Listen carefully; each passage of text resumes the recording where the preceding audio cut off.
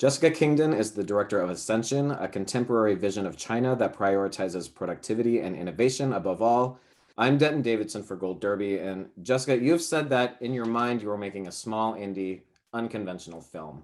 You didn't expect to be sort of thrust into the limelight in this sort of way. So, what do you think has resonated with people, or what is the message you think people are so captivated by? Because it's really struck a chord with not just critics, but now you're on the Oscar shortlist. Um, yes, that's right. It's definitely a kind of reception that we didn't have in mind when we were making the film. I think part of it is people are interested in China in general today, given its relevance for everything really related to living, working, um, and while we were making this film, we were explaining it to people as being about the global supply chain. And I think, especially with the pandemic now, the global supply chain has taken on a particular relevance, and everyone kind of understands what we're talking about now when we talk about the global supply chain. But a few years ago, it was it was kind of like an abstraction, and now with the pandemic, I think that that abstraction has been made concrete, where we can really feel on a more visceral level the interconnectedness of all of these global economies and show the interdependence too of these countries, of the US and China, or China and so the so-called West. Um, so I think part of it was this interest in China. Part of it is people were responding to the kind of artistic vision that I set forth, which I wasn't sure if that was, if, the things that interested me and the people and the feelings and the textures that moved me while I was shooting, I didn't know if that would translate to an audience as well, but it seems like it has, which is great. Um, and yeah, I think that um, even though the film is about systems, like I was saying, the global supply chain, capitalism, labor, um, it's also about the individual within that. And the film, it both prioritizes the images and the visual, but also I make sure that I have a tunnel open into these kind of verite scenes where we feel an unexpected connection to the people and places that we're in. And one of the things that's so captivating about the film is that we're really watching the lives of these factory workers kind of play out in this mundane day-to-day activity. There's no interviews. We're sort of bystanders in the room. What was their reaction to you being there filming them? Were they like, what are they doing here? Did they try to talk to you and you said, no, we're not doing interviews? Or how did that all play out in the room? I mean, we were kind of the last things on people's minds because, everyone is very focused and um, has a goal, which is being at work to do whatever the job is that they're doing. And so we were kind of ancillary to whatever people are thinking about. And once we went in and kind of explained as best we could what we were doing, being this American documentary film crew making a film about China's economic rise,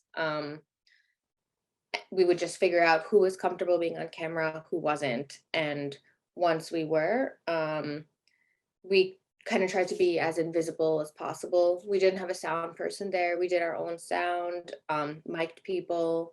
We didn't have like a boom pole or anything like that. So really tried to keep the footprint as small as possible, both so that we can get footage that feels, natural, where people aren't responding to me, but also um, just because we had to be out of the way, since there's a job to be done in these factories. So it really wasn't about us, and I was trying to stay out of the way as much as possible.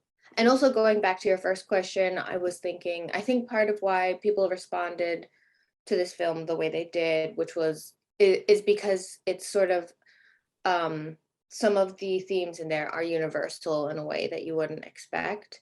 Like even though it's about China, it's really about um this kind of universal quest for upward mobility and um what capitalism looks like today.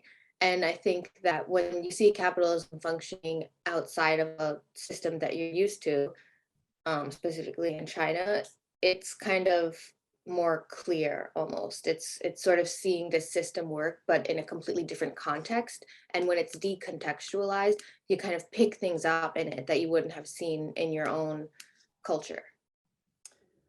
And I know at one point you were accused of being a corporate spy. Was that the scariest part of the film? Like, did you think you could potentially lose your movie at that point? Or what was the most difficult or challenging thing for you in this process? I wouldn't say there was one specific moment. It was kind of like in this feeling of paranoia was sort of imbued all along, never knowing if we've kind of crossed this invisible line or not. And we tried, pretty hard to stay within whatever that invisible line was. That's always kind of shifting. And so in the back of my mind, I'm always thinking either I always felt like I was either too paranoid and just being crazy or not paranoid enough.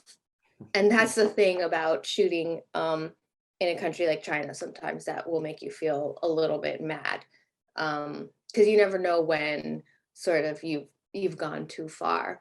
But the times that I did think I went too far, it turned out it was like, for example, one of our fixers and co-producer, Maggie, she got called into the police while we were in production, and they interrogated her, and I was convinced that it was for our film, for Ascension, and I felt so guilty and terrible that I had put her in this position.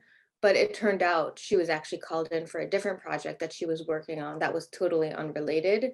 And it's because that project kind of had a higher profile and it was more of a commercial.